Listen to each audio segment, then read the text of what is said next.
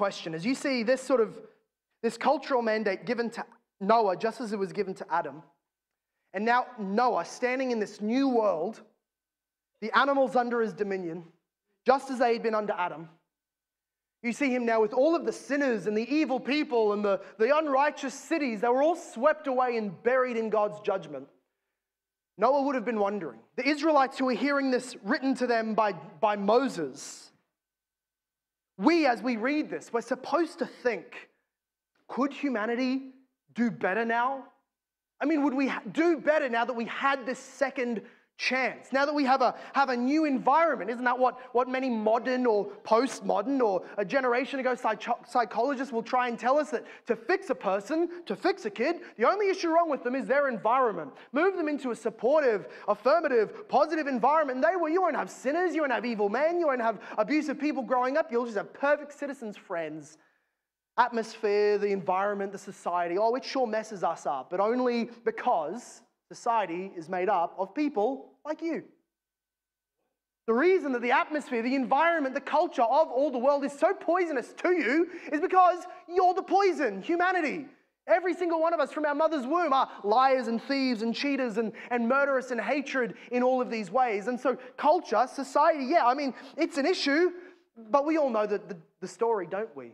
Even after all that wicked culture is swept into the trenches of the earth, the problem still remains. The issue is still at hand. And that great issue is not sin that is on the outside. It's not even sin that comes down at the hands of fallen angels. It's sin that erupts from the deep fountains of every single one of our hearts. That is where evil comes from. No, humanity would not do better. Humanity would not be solved. Righteousness will not now flourish. And we know this because look at Genesis 8, verse 21. Noah had offered a sacrifice. And when the Lord smelled the pleasing aroma, the Lord said in his heart, I will never again curse the ground because of men. Oh, of course not. Because all the sinners are gone. We're much better now. We've all developed a little bit, and Noah's going to teach his kids better, and as long as they're catechized, we'll have a perfect society. Is that why God says he's never going to flood the earth again? No. No, in fact, he says the opposite. He says, I need to tell you that I won't flood it again, Noah, because in a couple of generations, you'll bet I'm going to flood it again.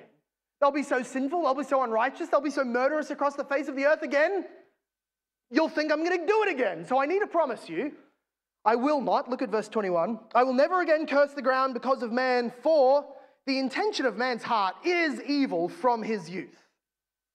Never again will I ever strike down every living creature as I have done. Even at that first day, he's walking out, new blades of grass, colors of the sunset he'd just never seen, mountains and beautiful creation in silence as the animals start taking their place. A beautiful, beautiful picture. And God says, man is still the same, Noah. You couldn't undo what your forefather Adam did. You were not truly a second Adam. You were like Adam. You weren't a real new Adam. A new Adam would have come in, died for the sins of the old Adam, risen again into resurrection life, and then created a new humanity in him. Say, does the Bible have anything to say about that kind of Adam? Of course, Jesus Christ is the second Adam to come, but he hadn't come yet. That's not the story of Noah's Ark. That is not what happened. Noah comes out and hears God say, I won't do it again, but you bet I'll want to. You'll want me to when you look at what humanity becomes.